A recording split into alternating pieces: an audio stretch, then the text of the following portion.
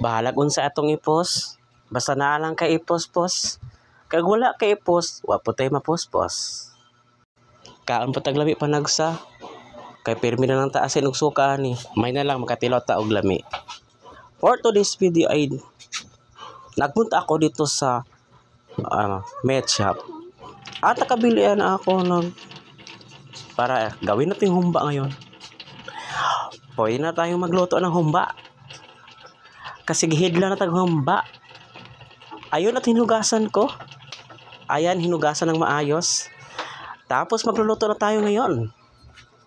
Ayan, niluluto natin. Para masarap ang ating niluluto na humba, ay ipiprito natin una.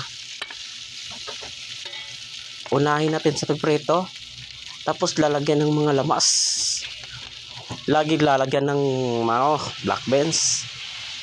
Kailangan ng blossom. Yung mga ricados na yan. Lagyan din ng tidbits para pampalasa.